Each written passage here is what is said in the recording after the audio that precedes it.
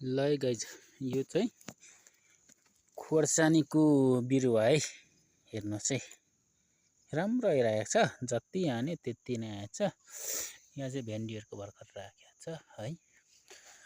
अनि हेर्नुहोस् है, तितेबे हिजो आज यतिको राम्रो फल्दो रहेछ। हेर्नु त कति राम्रो फलेको छ। हेर्नु त यसरी तितेबे पनि यसरी फल्दो रहेछ है त। हेर्नु त एकदमै फल्दो रहेछ।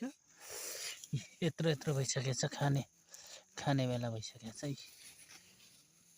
तितेबे एकदमै बोटले नथामी फलेको छ। हेर्नु त तितेबे यसरी फल्दो रहेछ। हेर्नु त ल है गाइज।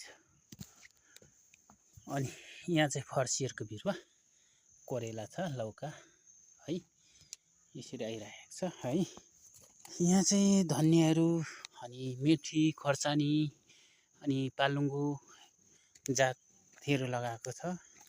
त्यसै गरी यहाँ हेर्नुहोस्, यहाँ टमाटरहरू आइरहेको छ। टमाटरहरू है, यो एउटा चाहिँ ढुस्सेले मरिरहेको छ। त्यसै गरेर यहाँनिर हामीले यहाँ ट्रेमा हामीले यो फर्सी, जुगी फर्सी भन्ने दल राखेको छ, उम्रेर बाँकी छ। त्यस्तै गरेर यहाँनिर काँक्रोहरू आइरहेको छ। हेर्नुहोस् है, यहाँ पुदिना, यहाँ दुङदुङे, यहाँ यो हेर्नुहोस् होइन, ड्रेगन, यो चाहिँ भनेको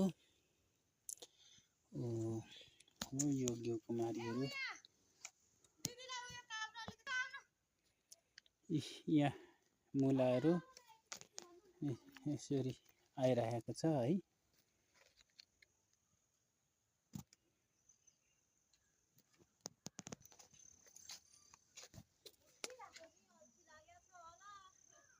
हुन्छ टिप्दा